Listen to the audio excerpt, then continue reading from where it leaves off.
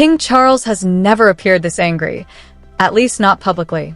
Not in all the years of his reign. King Charles III is said to have reached a breaking point. Prince Harry and Meghan Markle reportedly crossed a line so personal, so serious, that the response from the king stunned even seasoned royal watchers. Meghan went public with accusations that many found shocking, and Harry stood firmly beside her, supporting every claim. The reaction from Charles was swift and decisive. Harry was effectively cut off, and behind palace walls, there are whispers that a new, younger royal figure, James, may be stepping into a more prominent role. What once looked like a family dispute has now escalated into something far more severe. The silence that spoke volumes.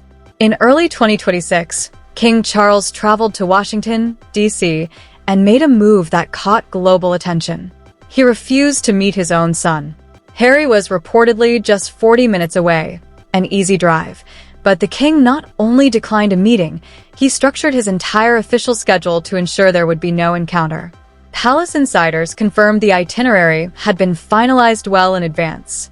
When Harry's team quietly attempted to arrange even a brief private conversation, the answer came back clear. No. And this wasn't done quietly. Charles carried out his engagements in one of the world's most powerful cities, meeting top officials and moving through diplomatic circles with full royal authority. The message was unmistakable. Harry was no longer part of the institution. To the crown, he was now simply a private citizen.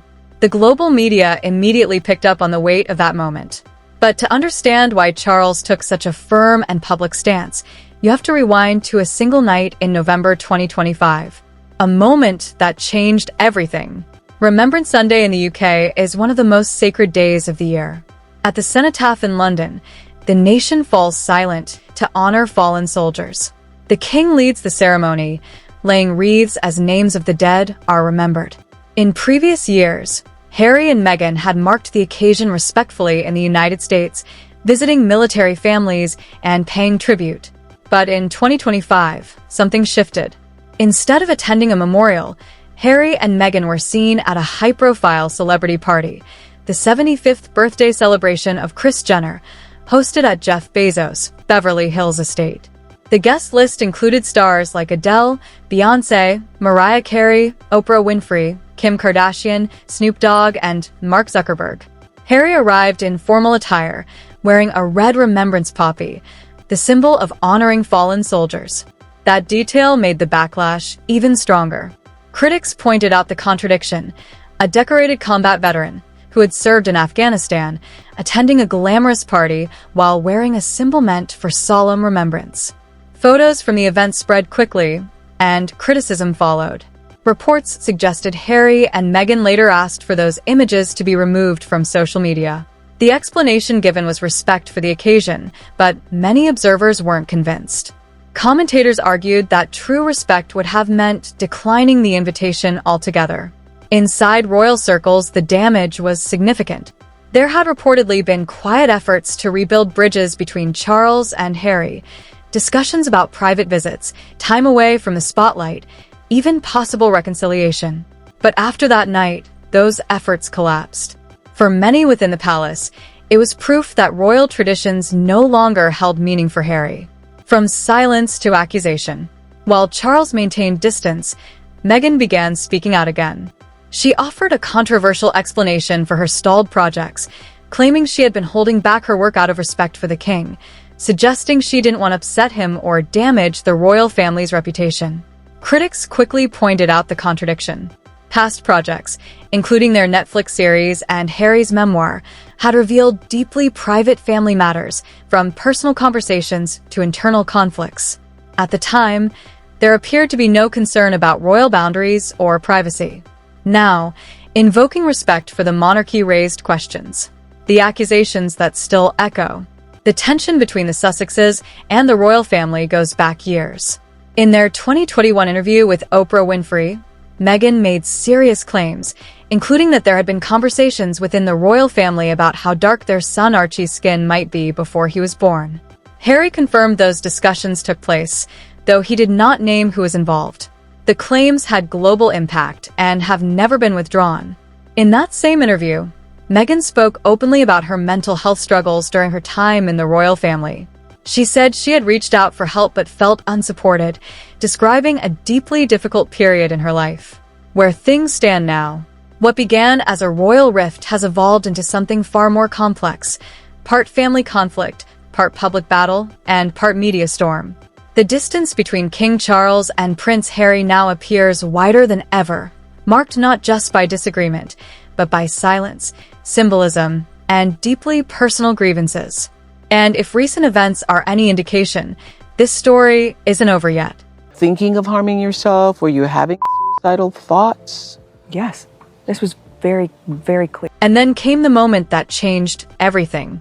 She said it plainly. She said it directly to her husband. Meghan Markle told Prince Harry that she did not want to be alive anymore, not as a passing thought, not as something vague or fleeting. She described it as constant, clear, real, something that followed her every single day. And what makes it even harder to process is what she claimed happened next. According to Meghan, when she turned to the institution for help, when she said she was struggling at the most dangerous level a human being can reach, she was told that getting support would not be good for the institution. That is the claim. And behind closed doors, the situation was reportedly even darker than what the public ever saw. Sources later described scenes that were deeply disturbing, moments where Meghan would isolate herself, locking doors, crying uncontrollably for long stretches of time, sometimes screaming, sometimes completely shutting down. People around her reportedly didn't know how to respond. And whatever pain was driving her to that point, she wasn't sharing it openly. Eventually, her mother, Doria Ragland, became aware of what was happening. And her reaction said everything. Doria later described that moment as something that broke her completely. Knowing her daughter had reached a place where she didn't want to exist anymore and feeling powerless to help her from outside palace walls was something she said no mother should ever have to experience. The palace responded. Their position was firm and consistent. They stated that support had been offered, significant resources, and that Meghan had declined that help. They did not shift from that stance. And to this day, the truth remains disputed. But one thing is undeniable. Meghan never walked back her words. She continued to hold the institution responsible. Then came another claim, one that received less attention publicly, but carried enormous weight: the miscarriage. In their Netflix documentary, Harry said something that shocked many people. He stated that he believed Meghan's miscarriage was linked to the actions of the Daily Mail. The paper had published a deeply personal letter Meghan had written to her estranged father. What followed was a legal battle, intense media scrutiny, and, according to Harry, overwhelming stress.